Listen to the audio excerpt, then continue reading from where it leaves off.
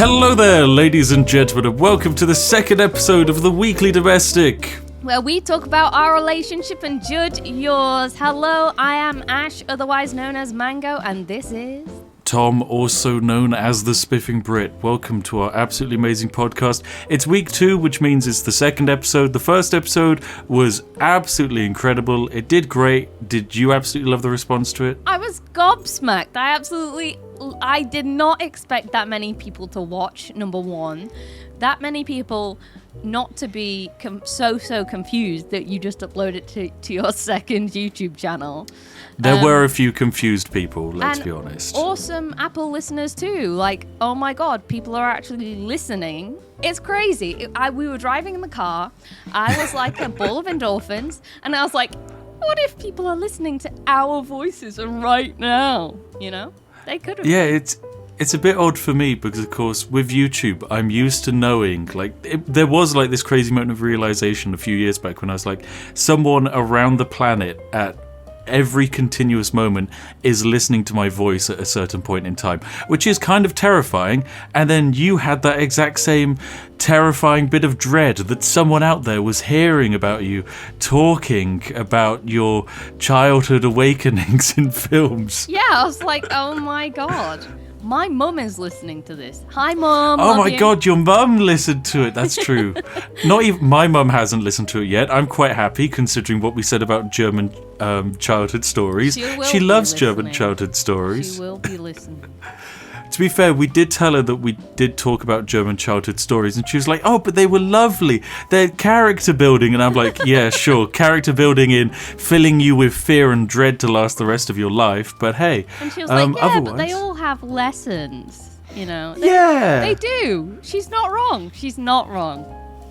Yeah, I mean, sure, there's lessons to be learned from lots of things, but I like to learn lessons from nice, safe environments like educational teachers, not nightmare media. I don't want to learn lessons from what is effectively the German equivalent of literature Five Nights at Freddy's, when I could be learning it just from a nice person telling me, hey, maybe don't suck your thumb, it's bad for you. Not, I'm going to stab you with a pair of scissors. I guess two extremes. That's true. Anyway, I also want to say, thank you. Well, we wanted to say thank you for the reception. No, I don't want to say thank you. I want to say thank you for the reception, and we would love to hear your relationship things.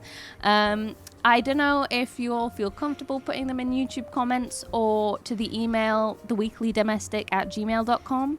Go ahead, write us in, because we outsourced our, what are they called again? Our...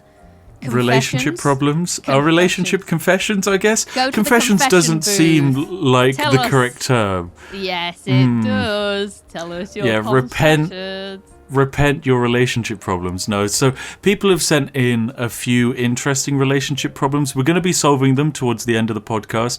We've got a few things we want to talk about, namely what we got up to together as a couple, which was we went to Sweden, which was very jazzy. Why on earth were we in Sweden? Who knows? CSGO! CSGO! I was genuinely concerned there. I was like, who knows why we were in Sweden? I was like, how come you can't remember why we were in Sweden? It's amazing. It was literally only a few days ago. It's fine. We got this. It was good. Do you want to kick off? Or should we go from the aeroplane? Go from the airplane? But that's normally how you go. That's usually how you get to Sweden. You go from the airplane. Yeah. Could you boat? Could you boat to Sweden? You could drive. You could how could we drive there? There is a way. How would we do it? The Eurotunnel. Eurotunnel, which takes you to where? France. And then from France, which up. country? Up from France. If you go up from France, you'd go back to the UK. No, you don't. France is on the right. What France is beneath us. France is beneath us, okay, yeah, on a map? but you're not going to end up going across the sea again, are you, in a car? I meant north. North, yeah. I mean, Sweden is north of France. Yes, but you have I to am go. correct. You have to go east a bit before you can start heading up. You can go up and then east, and then up and then east. It may not be the best way to do it, but Yeah, you might there. be. You might need a floating car, a super special floating car, but you might get to Sweden. But yeah, you could get to Sweden via boat. Like when we were in Stockholm, we saw that huge cruise liner. Do you remember? Oh, yeah. Which had all the super rich people that were having the party in the photo gallery place. Yeah. Yeah, I remember that. I was jealous. I thought it was closed. I was upset until I realized it wasn't and we were okay. But yeah. Oh, Yeah. you haven't told your awful joke yet. Oh, that's right. Yeah, I want to tell a terrible joke. I mean, I know you miss my amazing jokes and you don't get to hear them all the time. So, yeah, are you ready for a terrible joke? Never, but go ahead. Go ahead. Georgie is here for this one, so she might get a bit upset because it is a pet-themed joke. So, what... Sorry, I can't even tell it. So, why is a hamster the best pet for all beginners? I don't know, because it's small. No, it's not because it's small. No, it's not because it's small. It's because they only live for 5 days and they don't need food or water. No! How could you do that? Oh my god! It's a little bit dark humoury, but hey. My god, you know. Oh god. Do sad I've got faces some- now in comments. Sad face now. F in chat for the hamster. I mean, I've got another terrible joke, but I you'll don't really want hate another this one. one. I really don't. God, this one's Sweden themed. Fine, go ahead. Why do all the Swedish boats have barcodes on the side of them? I don't know. So they can Scandinavian. Oh my god, that's so smart! It's so smart. Oh, It is so such a smart. witty joke. I actually enjoy that one. I'm enjoy glad. it. That's a Glad good you one. like that one over the dead hamsters one. So Yeah. that's good. Yeah, let's not talk about the first joke. Enjoyed the second. So, plane time. We flew out really early and got to Sweden, and it looked like it was darkness time in the middle of the day. Darkness time, is that what we call afternoon, evening, night time? It's now darkness time? Darkness time. It was the time of the darkness. I couldn't see. That's all I know. I mean, that's pretty normal. You do wear glasses for a reason. So that's not out of the ordinary. But yes, it was like Sweden in the month of October. Well, we were actually there in November. In the month of November, it's apparently the worst time to visit Stockholm because effectively the days are about 30 minutes long and you see a little bit of sunshine and then it's just pitch black for the rest of the day. It is kind of terrifying, but also I really liked it. It was so Yeah. different. It made it actually really cozy because instead of, getting up and having all day to do whatever, you felt like you didn't. So you actually went out and did stuff in the light. Not that you wouldn't, but I felt actually productive, which is weird on a holiday. But yeah, I did. And then when it gets to like the afternoon time, you're like, ooh, let's get hot chocolate, because it's getting cold hot and it's chocolate. getting dark. And then you just have a lovely evening eating out or whatever. And it feels like, I don't know, it feels like winter, like Christmas time, which is nice. Oh, it did feel really Christmassy. I mean, when we were there, they were even starting to put up the Christmas decorations. We even got to meet the dog that was helping put up the Christmas decorations of this lovely Saint Bernard. Oh my God. I God. can't recount this experience, but we'll talk about that later. So Why can't you recount that experience, let's Ashley? talk Why? about that later. Why can't we? We'll talk about it later. We'll start with, where did we go out first? We went to this, we couldn't find any food areas anywhere. We were like walking up and down the streets, like, there is no food. What are we going to do? And then we saw this one place which had ribs, because I felt It was like a I wanted to have steakhouse, yeah. ribs. Yeah, it was like a Swedishy steakhouse place called like Jögelflugen Stukenhusen. That is not what it looked like. That's exactly what it was Apologize called. to the Swedish people. I'm terribly sorry to the Swedish people. I know that it was truly pronounced Flugendugen. Wow. Okay. Anyway, Steakhouse. So we arrive at this lovely steakhouse. This is, of course, our first times being in Sweden. So we are classic English tourists in that we hardly speak the language. We basically know how to say hello. And we have to remind ourselves every time we try and say thank you to not just say thank you and instead say tack, if I remember correctly. Yeah, tack. But the Swedish people just look at you like you're mad and are just like, just please speak English. You're making an embarrassment of yourself. So we go into this place and we're like, hello, do you speak English? And they're like, yes, sit down, use the app to order. App doesn't work. It's like, okay, fine, here, take the English menu we could have given you in the first place. But I guess, Swedish service staff don't like to meet people, which is something we discovered later because after enjoying our pretty terrible meal, your food was basically inedible. Yeah, my food was really bad. And so I was like, let's get dessert. We sit there for 30 full minutes waiting for someone to take our plates away and ask if we want dessert. But guess what? That's not a thing. None of the staff wanted to talk to us. Okay, some of the Swedish people we met said that it was pretty standard culture-wise to just, you have to flag down the serving staff when you want them. But apparently also it should be expected that after a while they will take your plates away because they want you to go or, they'll want you to order more stuff. They just didn't want to interact with us. I swear I made eye contact with the serving lady 7 times and she just looked back at me and just fucking went on with her day. She just did not care and I'm just there doing my best panic eyes of please, I would like to order dessert, and eventually we just gave up, asked to pay, and we left. It was just oh my god, it wasn't worth it. This whole time I was trying to work out what glass milk is, or milk glass. That was it. It's just ice cream. But I was like, what's milk glass? I really want one. And then I never got one, so. No, you never did, for the whole time we were there. Now, that isn't the end of our terrible food-related stories, because we were actually mostly in Stockholm to go to the first ever CSGO major for 2 years. The only issue was it was hosted by PGL, and so it was a little bit of a slight logistical mess up and nightmare. I mean, it was fine, it's post-COVID world / also current COVID world, so things were a little bit complicated, but there was some really terrible things, and that was the food at the venue. How did you feel about the food at the venue, Ash?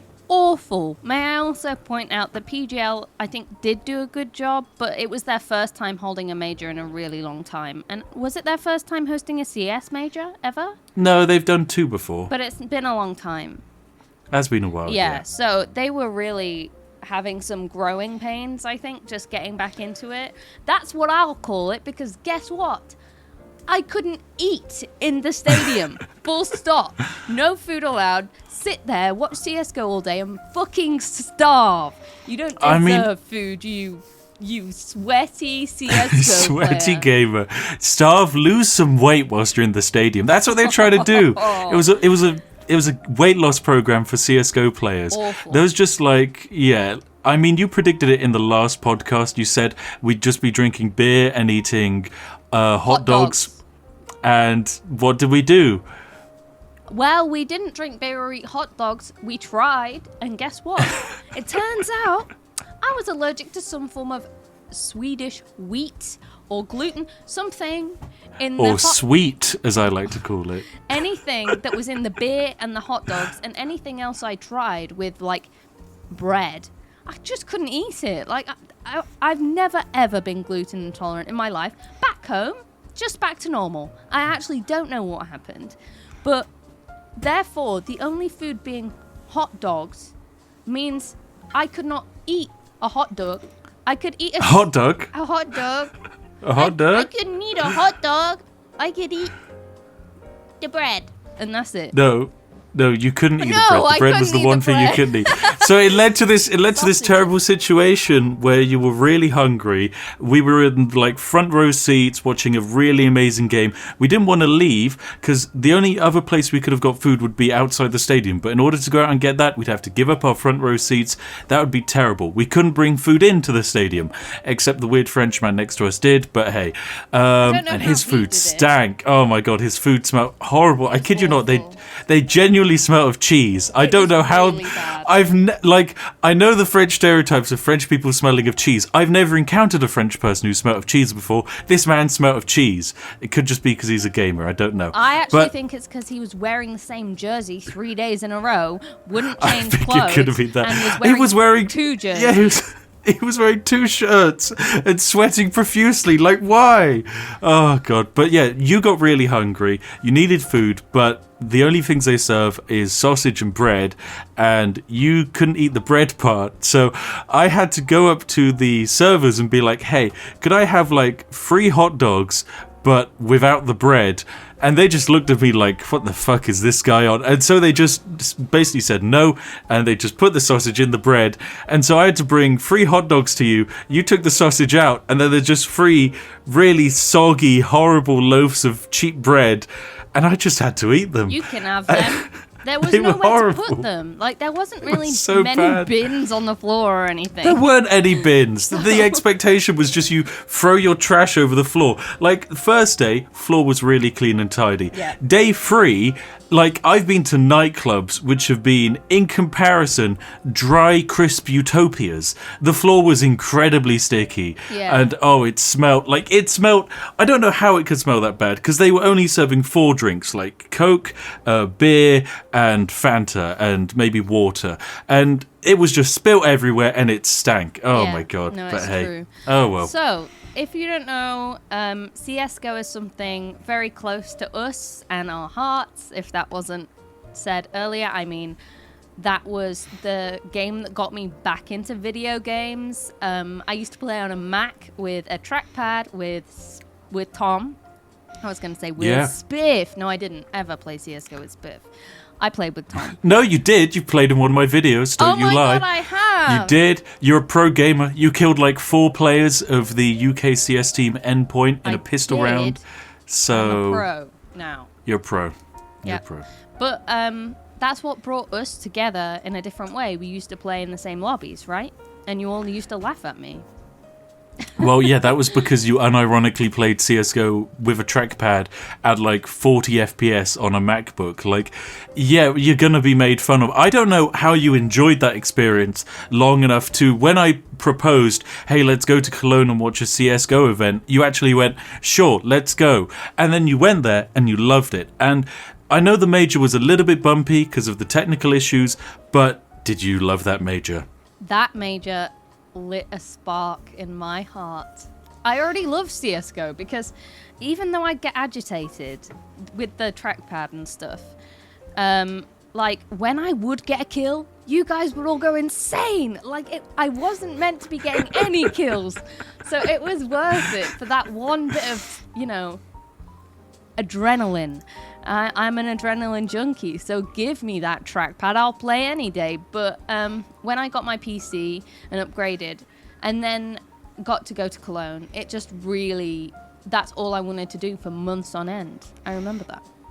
Yeah, you've really gotten CSGO, and you got actually quite good at it. But you are probably, I'd say, at your peak kind of about now, or in the very least, you're building towards it. But I will say, every time you go to an event or you watch an event, you get ridiculously inspired by it. And I'm going to use 2 recent examples to describe. Okay. One, when we were watching the Olympics and you were like, I want to do gymnastics again. I want to do gymnastics. I want to do this. I want to do that. Basically, every time a show was on, you'd be like, I want to learn how to do that. I'm going to do that. I'm going to change my entire life and just focus on becoming a professional in this sport.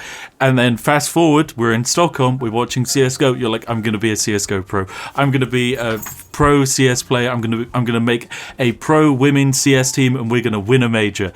And you're like, I'm also going to become a Twitch streamer, and I'm only going to stream CSGO. So it's amazing watching how beautifully inspired you get at these events, because you're like this bundle of energy, joy, hope, and excitement, and I'm just this grizzled, depressed person who's only looking for like the headshot moments. Like, yes, Nico, kill them all. Oh, that was beautiful. I know the headshots you're talking about. It was on Mirage. Yeah. It was beautiful. Oh, it was it a was. 4K. No, it was only a 3K, Was it I'm afraid. 3K? Well, It it was. felt like a 4K. That's how much it sticks in my did. head.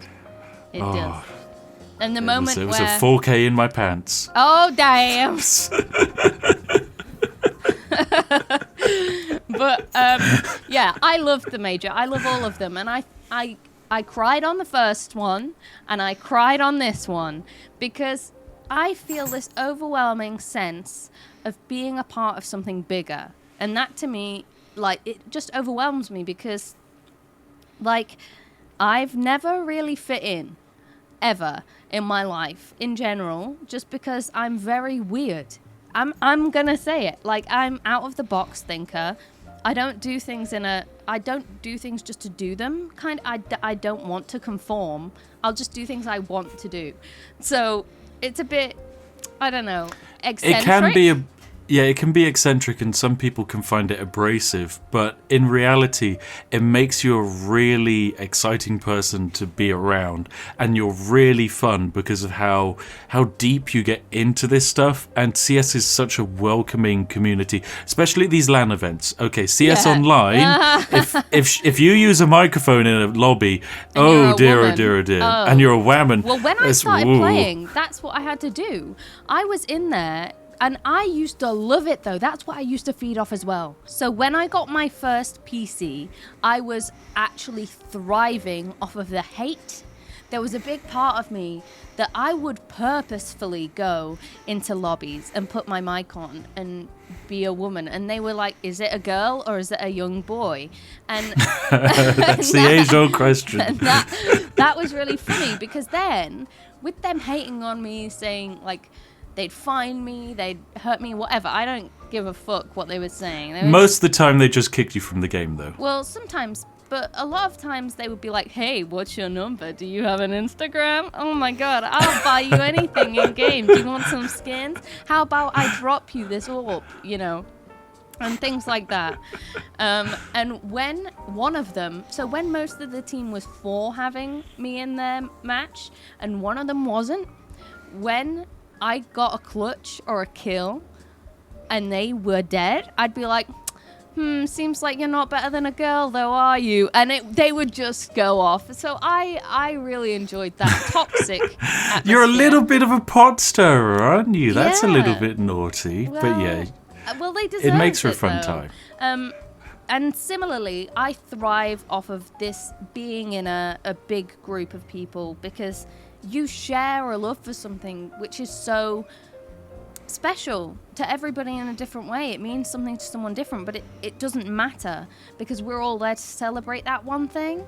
And I think that's why I cry, and I think that's why I love going to LAN so much. Well, we're there to celebrate good CS. So even if you're there and you're watching, say, your favorite team go up against your most hated team or whatever, I use hated in quotation marks, and the player on the team that you hate gets an amazing, like, ace or something, pulls off an amazing play, you're going to cheer them on. Yeah. They might be the most hated player in the world. You're still going to lose your mind, you're going to clap, you're going to make some noise, and you're going to feel great because you're there for that amazing moment of CS. And you know what else?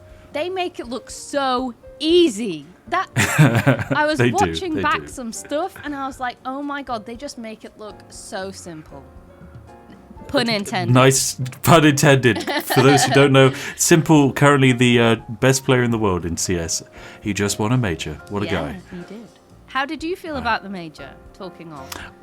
I felt it was great. I got some specific highlights of the major for me. Number one, when Boomage proposed on stage to his girlfriend, that was really cute. Oh my god, yeah. She said yes, by the way. We didn't know the answer for a while. She did.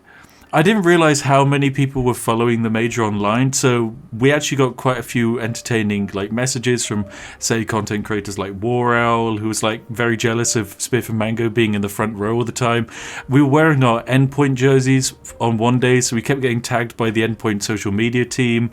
And also, something I discovered after the event, for some reason, the largest, I think, adult film star in Russia, she was watching all of the Na'Vi matches and was live broadcasting them or something, cheering Na'Vi on. It's such an absurd world now, esports. It's just all these crazy famous people. I say famous, I don't even know who they are, but there's everyone is able to enjoy good CS. The day of the major, I think it was like CSGO or Counter-Strike was just trending across all of Twitter. Yeah. It was beautiful. Like people who you would never expect to play a game like this or even want to play a game like this can still enjoy watching this amazing game. Oh, and yet, you know, if you play FPS games, you must have aggressive thoughts. You must be the most aggressive, horrible person who would go and kill soone, you know?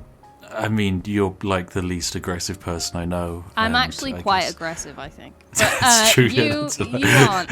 I'm competitive. That's what I am. You're more like an angry cat, you know. It's less that you're aggressive and more just like you're like, hey, it's me, hey. You keep calling me Grumpy Cat, and it's true. Sometimes That's I because just you wake sometimes up and have I'm Grumpy Cat. Yeah, sometimes you just wake up and you're a little bit grumpy cat, but you're still cute. It's just like I know every time in that day where I'm like, hey, do you want to do this? You're like, no. And it's like, oh, little grumpy cat, grumpy. Yeah. And then we'll do something fun, like we'll go on a dog walk together and it'll be really nice and I'll catch you smiling. I'm like, you having a nice time? You're like, no. Yeah, no, my goal is to be grumpy on that day, but I would say the major this time was breathtaking. Like, well, I went in with the expectation it would be absolutely amazing. And I would say it lived up to those standards, but not for the reasons I thought. Yeah, it was really great. I know the Major got a lot of hate afterwards, and certainly from watching back parts of the Major where we were in the stadium and it felt amazing. Watching it back, the atmosphere is just not the same because PGL, in my opinion, really messed up the crowd mic. Like, for example, there's moments when, like, I remember being in the stadium and everyone just jumped up and started cheering. Yeah. And then on the PGL stream, you just basically hear, like, some Swedish guy's conversation be like, and in the background there's just muffled like, ooh, and it's like, how? Well, yeah, sure, that was really hype, guys. It was exactly like that. Exactly like that. Well, I think also, so I expected some crazy plays, right? And by that I meant aggressive plays. I expected a lot of the players to be a lot more aggressive, like one of the people I'm not such a fan of, Stewie 2K. When they won their major, he jumped on the table. He was so excited, right? And I understand, even though it's just a personal thing, I don't like the way he plays. But, like, that energy is kind of what I was expecting because you're on this stage. I mean, we had it. Do you remember when like Hunter got all those kills and then stood up and was like doing hand to the ear? Hand to the ear. Like he is aggravating the Swedish crowd. It was amazing to watch. It was really fun. I would say that was that, but it wasn't to that same extent. I thought more players would be doing it because some of these players just hadn't seen. They just hadn't seen LAN, so I was expecting more of that. Well, normally it's hyped up because the coaches behind the players are like hyping them up, getting them really excited to go.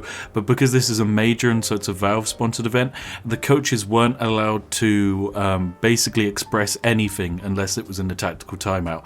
So basically the coaches aren't able to jump behind the players, hype them up, tap them on the shoulder, be like, you're doing great. So that kind of lowered the level of player hype. Yeah. But otherwise, it was still good. I enjoyed it. Yeah, it was amazing. That Hunter moment that you're just referencing, some people think that's like really cringy and horrible, but actually in the stadium, this is the problem I think with the setup as well. In the stadium, so Hunter had just gotten, was it a four kills? Yeah, I think it was in a 5v5 game of CSGO. 4 kills is ridiculously good, and for one player, obviously, but that whole game. The only thing the audience was chanting was for the other team.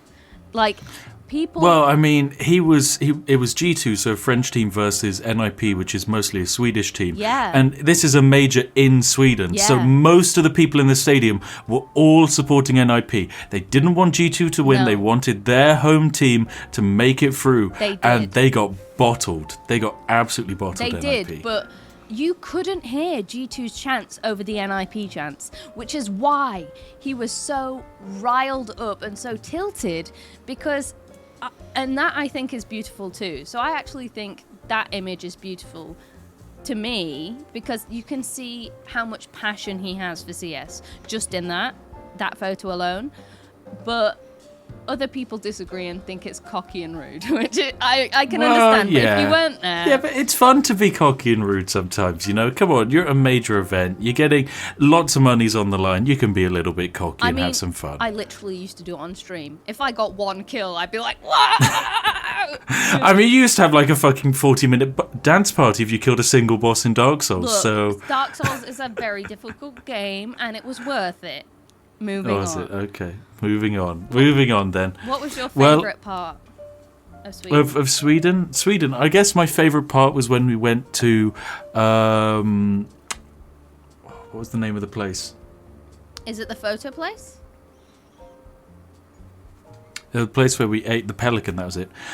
So I guess my favourite part of Sweden was when we visited this place called the Pelican. It's like a very Swedishy restaurant. They had some very Swedish dishes, and we had a very nice romantic time trying a bunch of weird stuff we wouldn't normally eat. You ate a reindeer. Like, geez. That is wow. really big for me. I mentioned last episode that I have ARFID, and that doesn't just restrict me from eating sauce. It means like I'm also quite scared of trying new food and trying especially new meat. I'm very scared of a lot of meats. But yeah, you're very scared of like how safe it is to eat food, and something like meat in your mind is like, well, if it's not cooked properly, I'll be ill, and so often you feel ill whilst you eat it. Yeah. And the fact that you could eat reindeer, and also it was kind of like smoked reindeer, so it's served cold. It's not like a warm stew thing, so it's a little bit chewy. And you ate it, and you actually enjoyed it, which I'm really, really blown away by. And I pushed myself too, because I was like, I'll eat 3 pieces, and I ended up eating 4. I did push myself, so proud of you. And I'm proud too. But I'd say that was also my favourite moment of the trip, because it was just a time for me and you. It was really special. I know, it's lovely. There's a little candle on the table. There was. It was so romantic. I would definitely recommend going to the Pelican alone or with someone else. If for a romantic reason or whatever, I would just recommend going if you're ever in Sweden. It was actually so good, and the service was top as well. Really nice. It was great. Yeah, we tipped them quite a bit, I remember. But yeah, it was a fantastic meal out. I love that. Definitely my favourite time. Like, you're just sat across the table from me, looking really beautiful. We'd been like shopping and gotten some really nice wintry clothes that were really warm. Of course, it's really cold. Yeah. And we thought about bringing like cold weather clothing or buying it in the UK, because we don't actually own that much. But then we realised, well, if we buy it in Sweden, it'll be cheaper, and also it'll probably be better at actually keeping out cold weather. And so that's what we did. And oh my goodness, we looked great. We looked hot. Let's just we looked hot. Put it out there. Oh my god. We looked hot. And I would say, so something else, the place we'd been shopping just before was NK. NK. That's the shopping centre, the big... NK? I don't think it's called NK. It is called NK. Okay. Hang on. We were shopping at a non-disclosed Swedish shopping centre. It's called NK. It's right there. Oh, it is? Okay. Let me see if it says the name of it on the back. No, it doesn't. Would you like to look it up? No, it should be fine. Okay, I'll say it again. So what was really fun as well was, obviously, this was a few days into our trip now, and we'd just been shopping at NK to get these clothes. And NK is like a big department-like store, from what we gathered, and it had a lot of brands that we recognized, but also brands we didn't recognize. Really cute. And we are a big fan, or Tom is a big fan, of Ralph Lauren. I love the teddy bears. Because of the teddy bears. And I promised him last year for Christmas I'd get him one of a teddy bear having a cup of tea. And guess what? It sold out, and I felt awful because it wasn't there under the Christmas tree. I could have cried. I know. But they're normally extremely, extremely expensive. Guess what? They're really expensive in the UK. They're like $1,000 on eBay. Cheaper in Sweden. So we got 2. So much cheaper in Sweden. So I bought you last year's and this year's. I'm so proud of myself. You look so good in them. I'd like to say, for business reasons, she did not buy them for me. The company bought them. They're necessary clothing expenses. So... Because if you didn't know, for tax purposes, you can expense all of your clothing provided you take pictures in them, which is a great way to get those lovely Ralph Lauren polo bears that you really want for your Christmas without having to pay tax on them. Yeah, and we also, at that point, met up with some people from Paradox who are close to you, right? Yeah, we met up with Katz. He's one of the QA testers at Paradox, so effectively my arch nemesis when you think about it, because a QA tester's job is basically to find all of the exploits and bugs in the game, remove them, and make sure the gameplay is nice and stable. And luckily, Katz does a great job, but he doesn't do a perfect job, which means Paradox games, they got a few cheeky exploits in there. So Katz and I, jokingly, we work back and forth with each other. He's an absolutely lovely person and an absolute shining beacon of fun. And so yeah, we went out and had a nice little chat with him, had some tea, it was great. And I think I had Earl Grey tea, it was very nice. Yeah, so that's another thing. You asked for tea, and normally in Sweden, normal tea is Earl Grey. Yeah, I'm used to like English builder's brew, so it was like, oh, this is a bit florally for my taste. But yeah, it was very nice. I enjoyed it. Very tasty. And it was cold. But we and didn't. warm. Oh, it was nice and warm. Oh, but we didn't just meet up with Katz. We also visited Paradox Interactive HQ, which is like this huge multi-story building-y place. They recently moved the offices a couple of years back because the old Paradox offices used to be opposite EA, but that was kind of a problem because it meant that all they had to do was like roll down a window and then they could look into the EA boardroom and all the EA executives could look into the Paradox boardroom, which is kind of a problem when you're like developing secret projects that no one else is meant to know about. I'm going to steal your ideas. Yes. If I just pull the curtain, I can steal all your ideas. Maybe that explains why both companies have such a similar DLC policy. Ah, yes. No, but we it was so nice because obviously It was lovely. You play a lot of Paradox games. I don't. I felt a No, little but you out got of place. inspired. Yeah, I'm gonna play some Paradox games. I'm actually so excited. Once again, it's very easy to convince you to do stuff if we just put you in an environment where people are excited about it, like Olympics, like CSGO, Paradox games. No, there's differences because I've always wanted to do professional CSGO, number one. Okay. Number two, I can't be an Olympic gymnast. Okay, that time has come and gone. I just wanted to be fitter, okay? But Okay. But with the Paradox stuff, like, yeah, why not just say yeah? Why not just do stuff? You know, why not just try something new? I don't see why not, and it sounds fun. Now, we did try some things new that night as well, because we went to a lovely medieval bar, and that was when you learnt the negatives of always saying yes and trying new stuff, because there were some lovely, lovely Swedish alcohol options there, and you did say yes to them. In the podcast, so we have gotten to that part in the podcast. We went to this awesome place. It was like underground medieval bar and restaurant. We ate some. This is a few days later, just so you know, we didn't eat 2 meals that night. We went to Paradox the day after. So that evening we went to this medieval place and they served all medieval food again, which I was worried about, but actually was more to my yeah, it was really palate tasty than anything else. And then we went upstairs and, well, you asked for a cup of tea. Someone recognized you.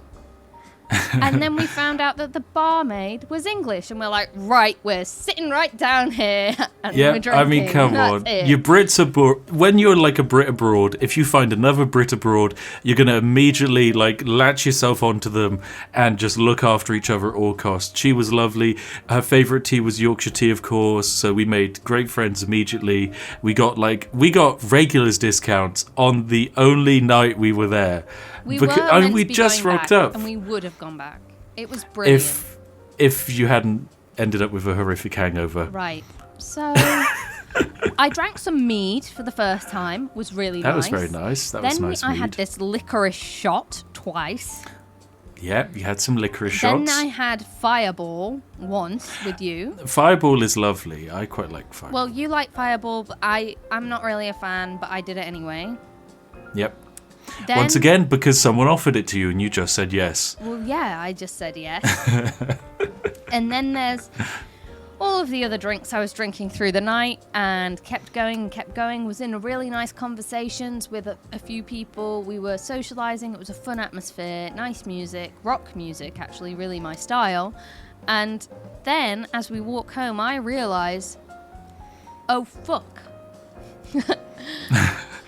I can't walk in a straight line. No, but you wanted to prove that you could, because every time you get drunk, you have to prove to me that you're not drunk. Well, it felt like you were holding on to me because you wanted to help me, and I didn't like the idea that you knew. So I was drunk. I was holding on to you because it was -4. There was ice everywhere. All of the surfaces we were standing on were slippy, and you were sliding about. And also, it's cold. I'm gonna hold on to you.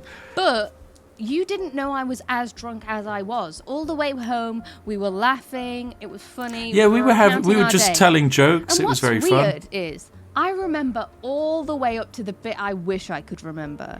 Back to the beautiful dog. So earlier in the day, we met this beautiful dog that was putting up Christmas lights, this beautiful big Saint Bernard. We wanted to make friends of it, and we were sat down on a bench, I kid you not, for like 10 minutes looking at the dog, being like, I want to pet the dog, but we can't, he's doing his job. And then we come back from the pub, really drunk, go into the station, who else is there but that dog? However, you don't remember this dog. Yeah, I'm really upset, but I apparently asked to stroke the dog, and the owner said yes. Yeah, the security man was still there, and it was his dog, and you were like, can I stroke the dog? And he was like, yeah, and the dog trotted up, you stroked it, and then, he came over to me next, so I stroked the dog as well. He was lovely, and then the dog came back to you, but the issue is, by this point, you're a little bit wobbly, so you, wobble a bit, and the dog's like, oh, no, bit odd, so it just walks away from you, and it comes to pet me, and then you're really sad, because you think you upset the dog, and then the next, 500 meters from the station to the hotel, I'm, holding you and having to comfort you, because you're like, does the dog know I'm drunk? And I'm like, I think everyone knows that you might be drunk. That is the funniest thing I've ever said while drunk is, do you think the dog knows I'm drunk? That's the point I was at. And unfortunately, it didn't, warning to those who don't like, the consequences of over drinking. Yeah. Warning now. I threw up, and it was bad. That was very bad. It was really bad, and so bad that I'm pleasantly surprised I haven't been billed by the hotel for more charges. It was quite bad. It wasn't that bad. I feel like you're making it sound a lot worse than it was. I'm generally very good. I don't know where you got all the liters of liquid into your body from. You definitely produced more than you drank in that day. Anyway, so that's how that ended up. So we didn't end up going back to the pub because I was a bit touchy after that night. But it was a great night out. Everyone was like, Sweden's not that great a night out. They hardly stay open. This was pub, really nice. Go there. You will get smashed if that's what you're looking for. I wasn't I wasn't going to get smashed. I was just going to have a chat with people and say yes to experiences, and look where it got me. Forgetting my favourite dog. It also got you to a point where you once again said you never want to drink alcohol. I'm drinking alcohol right now. And you're literally drinking alcohol right now, so that failed. Just mulled wine, just to be clear. Just mulled wine, yeah. Just something warm. But it's festive. It's Christmas now. I mean, we've got Christmas decorations up all around the house. Well, no, we don't really. We've got fancy lights up and some little tiny Christmas trees. I wouldn't say that's They're really cozy, though. They're really cozy. Yeah, but it's like nice. A transitionary period where you put some lights up, but not the Christmas tree or the real Christmas, That's true, yeah. So we're about 30% Christmas in the house, and it's where I like it. It's cozy. I kind of want to keep the lights up post New Year, but yeah, that'll be fun. So, where do the things we've talked about intersect? When the CSGO pros tell me I'm an amazing dancer at the club. That is where we're going to next. So, okay, that's a slight tangent change from being drunk. What do you mean? I was also Well, drinking whilst dancing on that night. Yeah, so, yeah. I mean, we were drinking on pretty much every night, so it's not exactly like there's a change. We were drinking in the day because that was the only drink available. That's true. That's true. So, we went out, not the first night, but the second night. I was 100% set on finding where these CSGO after parties were. Not for the pros, just for the people watching. Like, I just wanted to see, and it turns out there was this one place open where everyone was. Pros, not pros, watchers, random people. Like, it was amazing mix of people. And Get Right was on the DJ booth. That was really was really fun. That was unexpected. You just go in and there's like a whole bunch of people dancing. You're like, oh, cool, the Danish fans are dancing. And then you look at the DJ booth and it's just fucking Get Right, who's like a legend of CSGO like stature, and he's just fucking DJing away. It was so fun. Literally at the last major, that was a place where I cried because he said he was going to retire and everyone was chanting Get Right. It was a real moment, and now this man is stood in front of me DJing while I dance, making full-on eye contact, dancing together. It was nuts. Like, I couldn't think of anything. You got filmed by random people because you were dancing so well. Yeah. There's like straight up a random like English guy who was doing an IRL Twitch stream, and you're just dancing, and he just like, look at this girl randomly dancing, and you're just there like, I'm dancing. A huge You are Twitch quite a good streamer, dancer apparently. Well, I used to be a professional. Or at a professional level. Really good at it, yeah. Thank you. But there was big streamers there, literally recording me dance. There was random people recording me dance. People were getting up just to dance with me. Get Right danced with me. The DJ did a dance off with me. It was really something. Can I also say, when the random guy was like, do you want anything? I'll buy you anything. And you're like, no, I'm fine. I've got a fiance. And he was like, I don't care. And you're like, no, he's famous. And I'm like, what do you mean? What do you mean? You can't just tell people Well, that. look, no. This guy was like getting close to me and being like, weird. And I was like, hi. And he was like, hey, I like you. I was like, oh, thanks. I can dance, Have a good night. And he was like, oh, if you want anything, I'll buy you anything. I want to get to know you. And I was like, I don't think I'm interested in it. I've got a fiance. He said, I don't care. I said, I don't think you can beat my fiance. He's famous. And he left. Like, what are you going to say to that? Fuck off. I mean, I've got to be honest. You can't beat your fiance at, say, Civ 6. But I can certainly be beaten in, like, actually, no, that's not true. I am perfect. I'm sorry. Not to me. Not to me. Oh, thank you. Let's not be cringy cute. I can't deal with it. I listened to the last episode and I can't deal with it. Were we too nice to each We other? were too nice. Right, just call me an ugly bastard and we're all good. It I balances can't do out. that. Oh, see now it's too cute now. Ew! That's too Right, cute. carrying on. So basically, what happened was, I found English people to dance with, and you found fans who were also English. Some fans, some not. Just chill. And yeah, we just drank. It was fun. And you were sat upstairs talking, drinking, while I was downstairs partying. And it's brilliant that we can do that in our relationship. I think more people should be able to do that. Yeah, it's fun because like you're pretty much always in the mood that you want to dance. I'm sometimes in the mood that I want to dance, but most of the time I just like drinking and talking. That's why I like going out. And yeah, I danced once or twice, but yeah, I'm mostly there to have a chat. And it was really fun. I came down a couple of times, joined the weird Danish people in dancing, and that was really fun. We danced together yeah, too. it was an absolutely lovely time, Sweden. Remarkable moment. I saw Yekindar go up to the bar. Yes. No one else was dancing with me.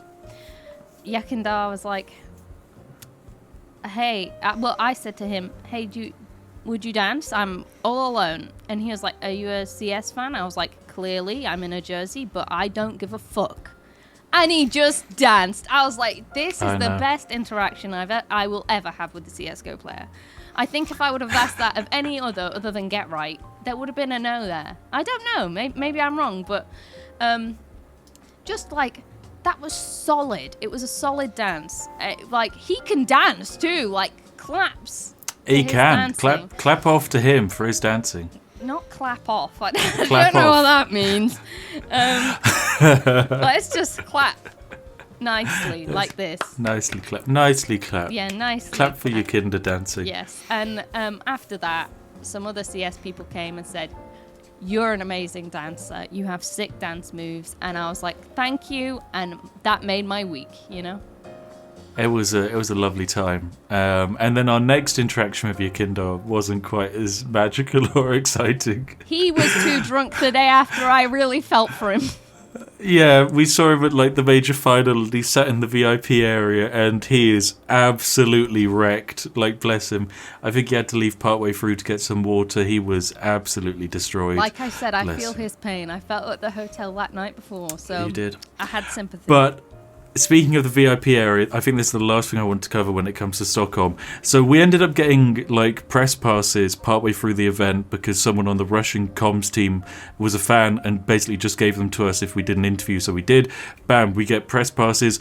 Thank you very immediately much. want to go to try them out. So we go up into the press area and then you basically convince one of the serving ladies to let you into the private box for not like VIPs, but the people above VIPs who have paid like 13 grand to be at the event with like 6 of their mates to sit right next to the casters and have this amazing view, unlimited drinks, like proper premium box level experience. You just break into the box with me and you go in, you like take a drink, open it, and then you get a menu for the food and you get one of these people who has paid a lot of money to be there and they're Swedish and you get them to translate the menu to you in English, go, yes, thank you. And then I lean over and I whisper into your ear and I explain, yeah, we're in a box. This isn't the press area. This is someone has paid for this experience and you're just stealing their food. And then you have the audacity to ask them what's on their food menu. Like, what food can I get you to buy for me? I didn't mean to. I didn't know. I had no idea. But this And then so we just left. We just left with their drinks. we took their Coke and left. That's what we did. I felt so bad. Oh, God. If that was you, I apologise. Really, I do. Sorry, Swedish people. Sorry. It's just because I went in with confidence. I feel like You went in genuinely so much confidence. you can do anything with confidence. Nobody questioned me. They knew I shouldn't have been there. There was absolutely no questions asked. They just assumed I was someone even higher than them. Like, I don't know how I got away with that shit. I actually don't know. Oh my God. Just be confident in your life. Just fucking go for it, you know? You can roll some crazy charisma checks. It's hilarious. You're always guaranteed a wild time when you have a confident Ashley by your side who's just like, you know what, I want to go into that place, but Ashley, I don't think we're allowed into that place. Don't care, I'm going. Look at me go. I didn't Yo, mean it, though. give me your drinks. What's this? You guys can get pizza in here? Nice, cool. How do I get one? Yeah, and lastly, I think the last thing I want to talk about, just really quickly, is we went to the Fotografska. No, is that how you say it? Fotografiska. It's like a photography museum. It's a photography museum, and I love photography. Something I used to do really well, and I've got a little postcard here of 2 little birds kissing. I don't think they can't see the 2 birds kissing. I know, but you can, and it's so cute. It's very cute. What was really funny, I found it incredibly funny, is one layer of this was cute animals and pets. The next layer, one floor, full-blown nude. Penis in face. Do you know what I mean? Yeah. It was a bit of an odd photography museum where the bottom floor is very much like kids and families can come look at these really cute dog pictures and cat pictures. It was amazing, like really cutesy. And then the next floor is just straight up exposed penises.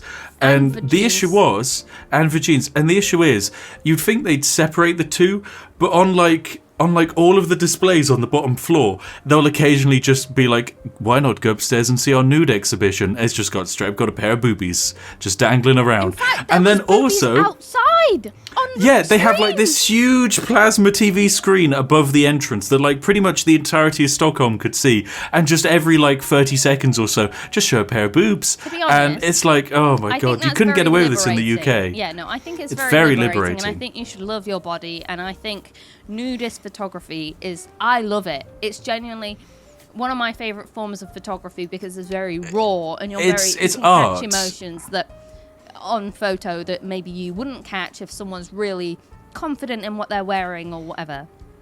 It's out of the comfort zone a lot of times, or if not, it's a really intimate thing, obviously, and that's really special to catch on camera.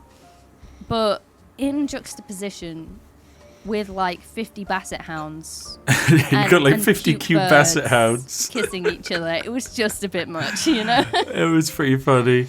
But yeah, I mean, you know, you're in Europe, so hey, you can get away with something a little bit different. You try and show that in like, I don't know, Swanage or Croydon. That's not gonna float. You can't just have that on the side of a building. The local council will be very angry at you. But yeah, that was Sweden. I loved it. 10 out of 10. Yeah, we want to go back again. We'll go back Would go again. Yeah. We've literally spent about maybe 50 minutes, 40 minutes talking about Sweden, so I think we should probably solve some relationship problems. What are your problems? Tell me your problems. Problem number 1. I've got it. I asked a friend. Are you ready for the problem? Okay, what is the problem from our friend? My boyfriend wants a cat and I want a dog. What do I do? Oh, now this is a problem. So this is actually a problem from someone very dear to us, and this is a very, very big problem. It was actually a problem we had in our relationship. You wanted a cat. In fact, you wanted your family cat. I had a cat. And then I wanted a dog because I've always grown up with dogs and I know dogs are great. The only issue is, and the reason I won... It's because I'm allergic to cats now. It's because you're allergic to cats. I never used to be, but when I spent long enough away from the cat, I came back allergic. Sad. You were like, Tom, can we please have Barry the cat? And you'd send me a picture and your face is like all puffed out like the Marshmallow Man from Ghostbusters. I just love the cat. Oh, Everyone God. said, stop putting the cat on your face. I said, Yeah, no. stop rubbing the thing you have allergies to all over your face and then wondering why you can't breathe. It's so cute, though. Barry is the best cat I've ever had. She used to let me hold her like a baby.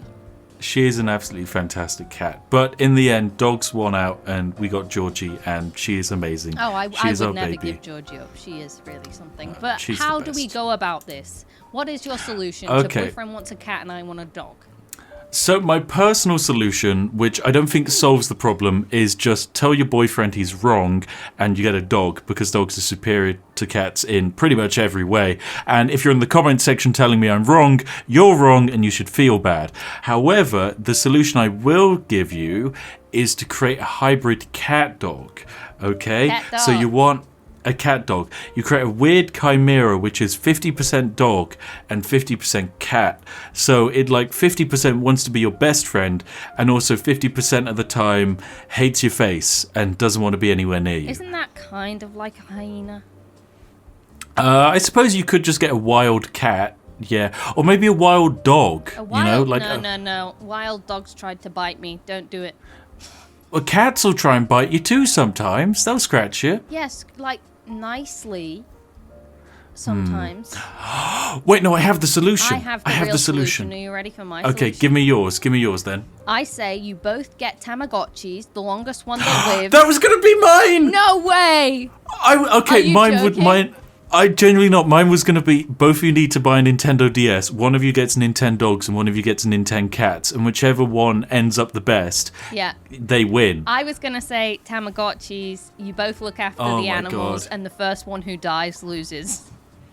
That's it. Ride or die. Ride or die. That is Ride your or die. solution. Get some Tamagotchis. I agree with that solution. Look after it. The one who wins is the winner overall. The other one, suck it. You can't even look after a Suck it. Tamagotchi, you bitch. Stop. You don't deserve a cat/dog. Jeez. No. If you can't look after a Tamagotchi, how can I trust you to look after a dog cat? A cat dog. A cat dog. Can't do well, it. we actually smashed that one. So I guess we can just immediately move on to the next one. Yep. So relationship problem number 2 comes from another one of our lovely friends, and it's a hilarious problem. My partner finds my D&D character more attractive personality-wise than me. What do I do? At this point, this is a very interesting problem. Yeah. Your partner finds your D&D character more attractive than you, personality-wise. Well, I suppose Have you here's ever a thought, question. do you have a shit personality? Have you ever thought that you're the problem? No, I'm joking. Try not being yourself and instead living as a D&D character. No, please don't. Please don't. Please be you.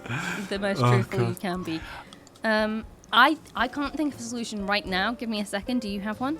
Okay, well, I mean, here's the interesting question I'll pose to you. Because, like, you know, I'm Tom, and then there's also Spiff, and we're kind of separate things.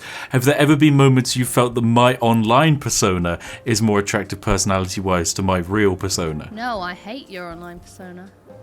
Well, that's great. Thank God I just scaled myself down. Well, online. no, I don't hate it. The voice I love, you know, you I love, like when you break the games, but the outrageous behaviour I do not love. And this outrageous behaviour of yours. Similarly, this tomfoolery. Similarly, you don't like Mango. That's true. That Mango's much. loud You think and, I'm hot and 'cause abrasive. I'm the same, but Yeah, well, it's not difficult to think that you're hot. But yeah, so I guess you're right. They are two different things. My guess would be to kill your D&D character. Ooh. And so kill your D&D character and then swoop in and woo your girlfriend when she's mourning the loss of your D&D character.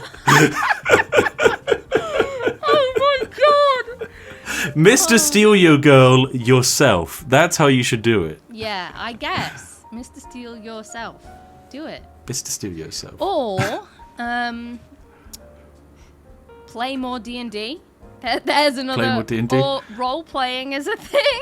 Roleplay? No, you can't roleplay your life. No. No. You can No. roleplay to see what would happen and make it so that this roleplay is so bad. Like, this character isn't as good as they think in That's true. in the bedroom. And then what are they going to do? They're going to be like, oh, I'm no longer attracted to him. That's perfect. Oh my goodness. Yeah, if you just ruin the illusion of the D&D character, then they'll probably hate it and instead prefer you. I mean, we've come up with two fantastic solutions I would here say as well. so, yeah. Oh my goodness. Well, if you have any solutions of your own, put them in the comment section. I wish you luck because our solutions are watertight and they're fantastic, and we've solved 2 relationships today. We've saved them. We fixed your lives. Be thankful. We fixed your lives. Be thankful that we exist in this universe. Yeah. Sorry, I keep coughing. I'm still ill from last episode.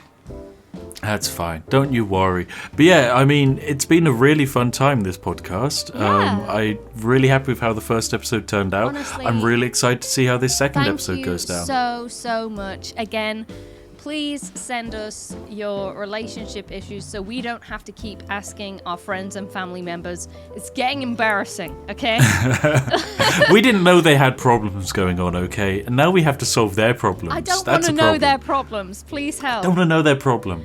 And again, thank you everyone for the support.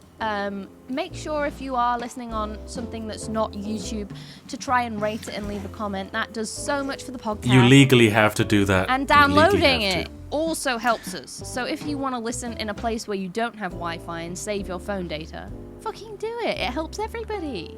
Do it. Listen to this podcast whilst you're driving to work, or whilst you're playing D&D, or whilst you're fighting over dogs and cats in Tamagotchi, or just living in Sweden. I'm still obsessed with Magic the Gathering. Now see you next week when I go back and talk about it again. We're not talking about Magic again next No, week. we're Come not, on. we're Well, not. we might. You never know. We're not. It'll probably come up. Can I tell them about the card? We're not talking about the card. I bought. Save it for next week. Save it for next week. Okay. Goodbye. Goodbye. We're the Goodbye. best. Goodbye. Best podcast. Blah, blah, blah, blah, Best blah, blah, podcast. blah. Bye. Best podcast. Bye. I don't want to say goodbye to them. You have to. It's their time to go now.